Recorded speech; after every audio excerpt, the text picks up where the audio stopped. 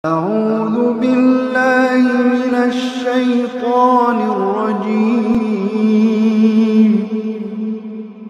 بسم الله الرحمن الرحيم بذكر الله واصحب رجال الله أكثر بذكر الله واصحب رجال الله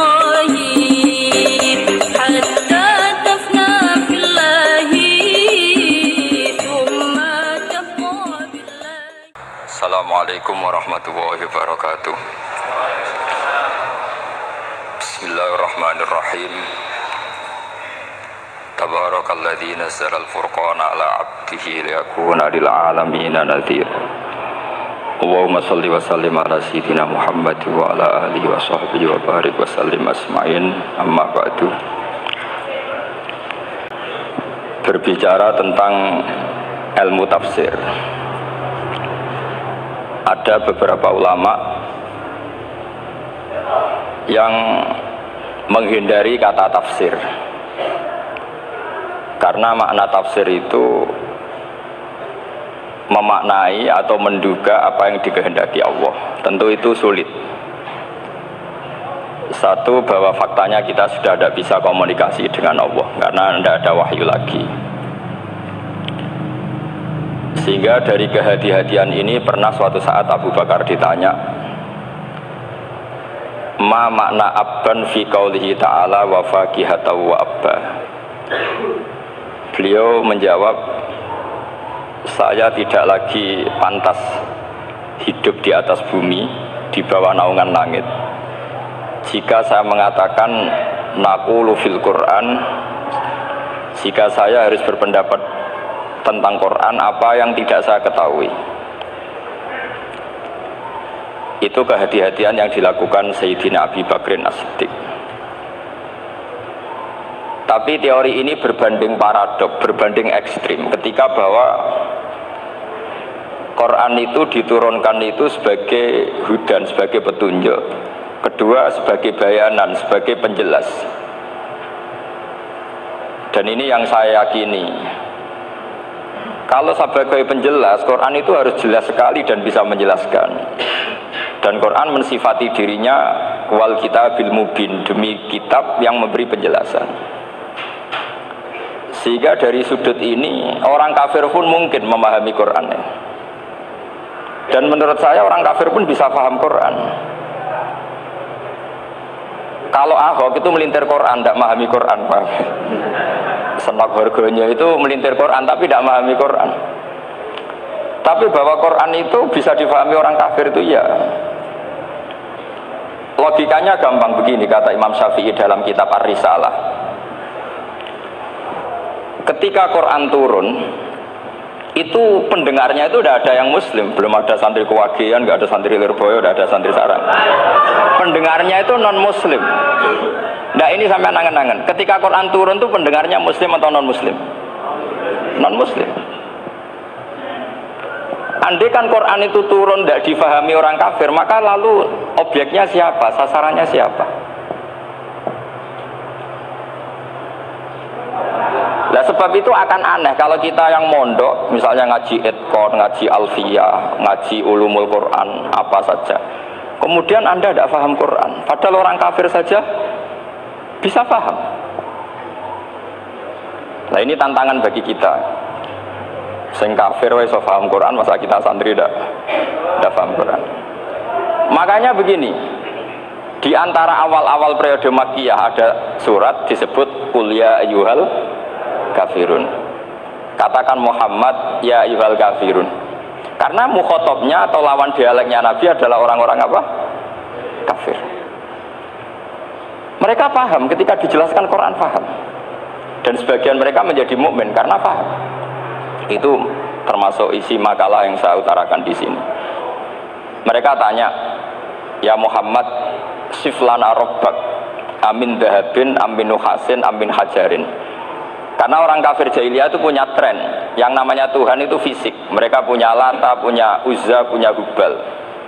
Sehingga kalau Tuhan-Tuhan kita ini dari batu Muhammad, katanya Anda punya Tuhan yang berbeda, lalu Tuhan Anda ini dari emas atau dari perak.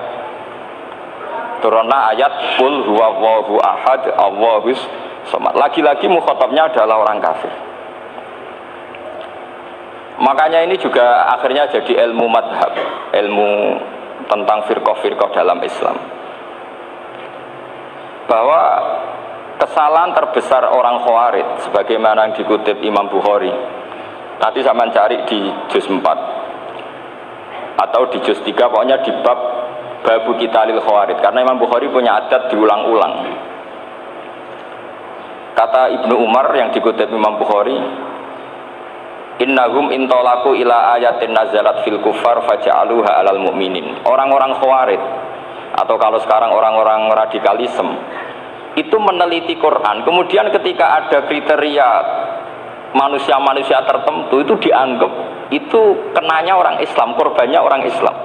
Padahal awal mula ayat ini turun untuk orang kafir atau kritikan pada orang kafir. Ini cilaka betul. Karena logikanya seperti yang dikatakan Imam Syafi'i, ketika Quran turun ini nggak ada orang Islam, yang ada orang kafir. Sehingga mukhatabnya adalah orang kafir. Tapi ayat-ayat ini nanti dipakai Khawarij untuk mengcounter orang Islam, sehingga mereka mudah mengkafirkan kita karena pakai ayat yang dari awal Allah mengkafirkan orang kafir, sekarang ayat itu dipakai mengkafirkan orang Islam. Ini saking gebleknya orang apa? Khawarij. Makanya kata kitab Fathul Bari yang menyarai Bukhari itu, yang mendorong orang Khawarij seperti itu adalah jahluhum bisyariah. Memang mereka benar-benar bodoh, benar-benar goblok. Misalnya kita kiai atau kita ma'arif atau kita santri atau kita orang soleh, kemudian kita tidak bisa melakukan apa yang kita katakan, terus kita oke lah, kita kena kritik misalnya atakmurunan nasa bil birri wa tansawna anfusakum wa antum taslunal kitab. Terus kita katanya bisa ngomong tapi tidak bisa melakukan, terus dikritik dengan ayat itu mestinya tidak tepat. Karena itu asbabun nuzulnya adalah orang-orang Yahudi, karena tahu bahwa sifat Rasulullah itu ada di Taurat, mereka menyuruh keluarganya itu masuk Islam, tapi mereka sendiri tidak mau Islam. Kemudian turunlah ayat atakmurunan nasa bil birri wa tansawna anfusakum wa antum taslunal kitab afala ta'qilun. Sekarang perbandingannya begini, misalnya ada orang Islam, taruh saja Zaid itu maling, ya maling, konsisten dia malingnya sampai tua. Terus menurut Anda Zaid yang muslim ini, Zaid itu muslim tapi maling. Jangan bilang maling tapi muslim, dia itu ya. Kemudian Zaid bilang ke anaknya, "Cung, kowe aja dadi maling, dadi santri sing soleh, sing maling bapak tok." Ndak. Ini menurut analisis usul fikih. Ngomongnya Zaid itu benar apa salah? Benar kan? Nasihatnya ya benar, ngomongnya juga benar. Kamu tidak bisa ngeritik Zaid, kamu bisa ngomong tapi tidak bisa melakukan, tidak bisa. Fa'innal amro bil ma'ruf wajib, wal qawla bil ma'ruf ya wajib, wal qawla bil haqqi ya wajib. Jadi itu hal yang berbeda. Misalnya fa'innal amro bil ma'rufi wajibun, memerintahkan barang baik itu baik. Wa innal qawla bil haqqi ya wajib, mengatakan yang hak itu ya wajib. Berarti Zaid tetap kena khitab. Kamu harus nasihati anak secara benar. Kamu juga harus ngomong hukum secara benar. Lalu ketika Zaid ngomong hukum secara benar, "Cung ojo maling, maling ku dosa. Cung ojo nerusno profesi ini bapak maling itu tidak benar." Dia berarti sudah melakukan dua kebenaran, yaitu ngomongnya benar, nasihatnya benar. Dia salah, perilakunya tetap maling. Tapi jangan karena dia maling lalu omongannya enggak salah juga, berarti salahnya malah 3. Makanya ini pentingnya ngaji sama ulama, sama ahli usul fikih. Jadi tidak bisa dicampur adukkan. Zaid gagal dalam perilaku, tapi jangan gagal lagi di nasihat. Nanti kalau dia tidak nasihati, maka anaknya terus maling, alasannya niru bapaknya.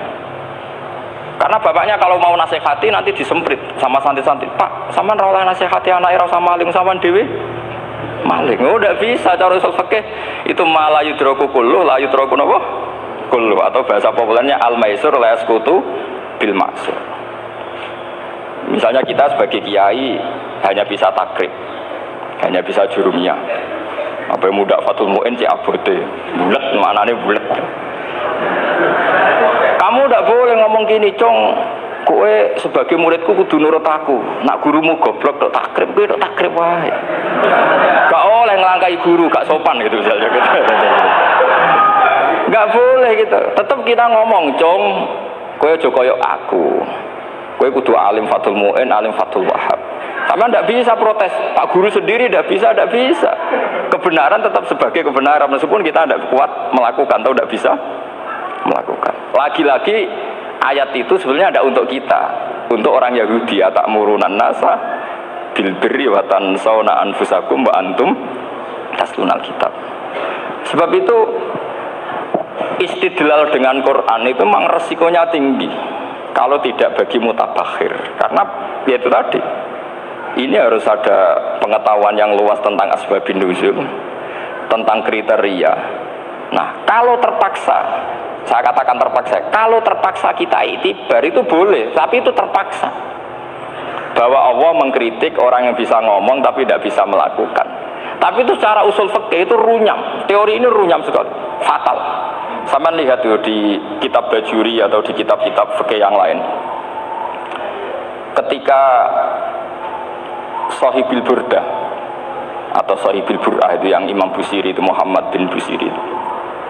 Ini salah nama tapi kadung populer. Jadi sebetulnya Imam Busiri itu Shahibil Bur'ah, bukan Shahibil Burdah, tapi kadung terkenal Burdah, kita ikut-ikutan apa? Burdah. Imam Busiri itu ngeluh, saya ini orang yang banyak kesalahan. Di antara salah saya adalah saya bisa ngomong tapi tidak bisa melakukan. Yaitu saya ngomong misalnya orang supaya tahajud, saya tidak tahajud. Saya ngomong orang supaya sholat sunat, saya tidak pernah sholat sunat. Itu sarahnya itu yang menyarai itu kan Imam Bajuri itu yang sarah Burdah. Itu mengkritik begini.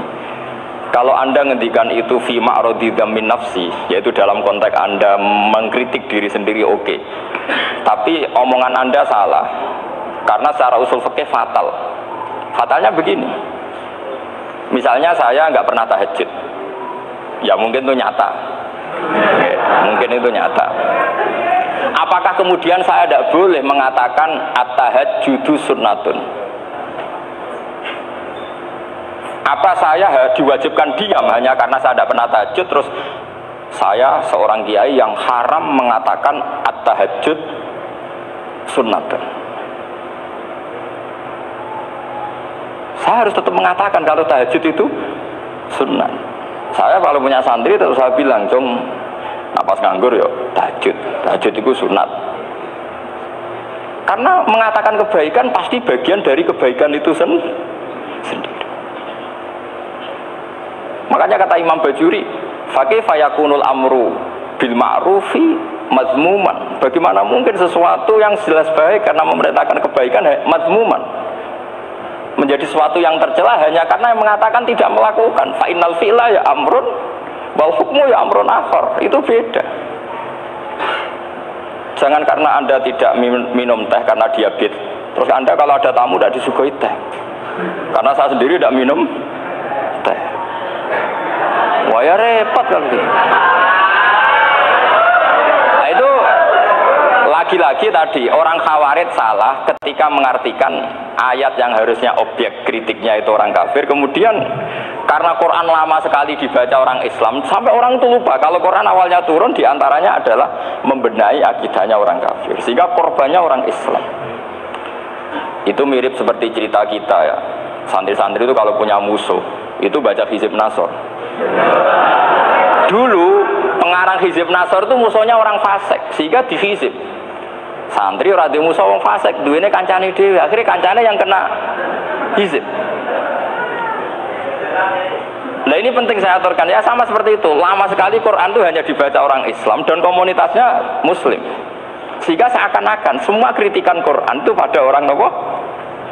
Islam. Padahal jelas Quran ada qul ya ayyuhal kafirun.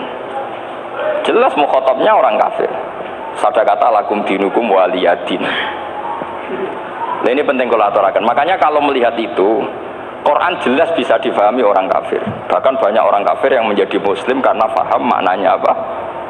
Faham maknanya Quran. Itu jelas sekali. Itu masyhur sekali dialeknya Nabi dengan Walid bin Mughirah, dengan Utbah, dengan banyak sekali termasuk dengan Abu Jahal, dengan Abu Lahab. Bahkan orang-orang kafir Quraisy itu menyewa namanya Musailamah Al-Kadzab. Kalau di sini umumnya baca Musailamah apa Musailimah? Trennya di sini. Pakai fathah ya.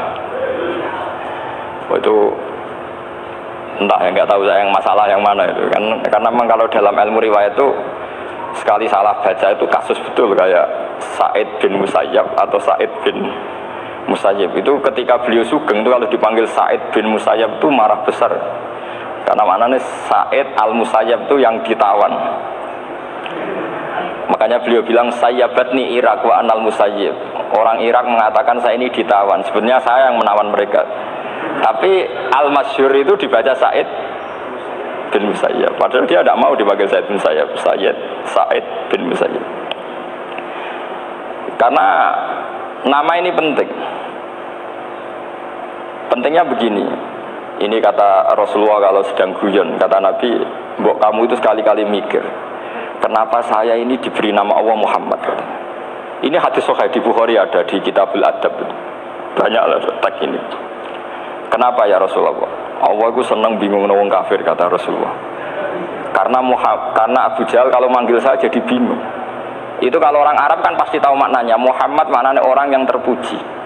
Sehingga kalau Abu Lahab ngomong itu jadi paradok. Hei orang yang terpuji, kamu bohong. Kan jadi aneh. Ya Muhammad kadzabta. Hei Muhammad kamu bohong. Kalau diterjemahkan hei orang terpuji, kamu bohong. Nah, itu akhirnya sahabat tertawa-tawa.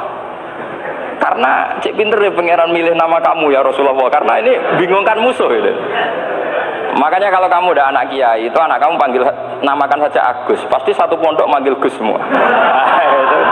Itu aman itu. Oh itu boh yang nggak seneng tetap panggil Gus. Karena kalau untuk Gus putra kiai kan butuh di bapak kiai, kan bapak es kadung ra kiai itu kan. Itu ada triknya, yaitu anaknya dinamain Agus.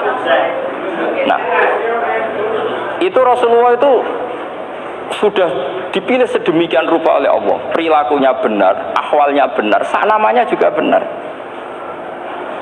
Sehingga ketika Abu Jahal, Abu Lahab tahu bahwa nama Muhammad ini problem, karena ini madah. Madah itu memuji.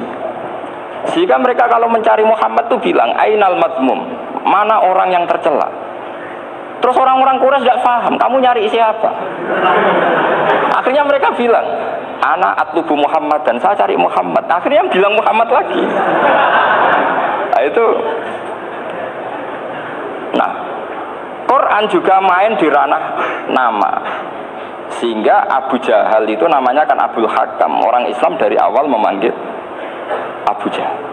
Karena kalau sampai kita manggil Abul Hakam, kita akan mengalami paradok. Ya Abul Hakam, hei bapak dari semua kebijakan, kamu begini kan kacau. Makanya itu dari sini orang nggak boleh salah apa?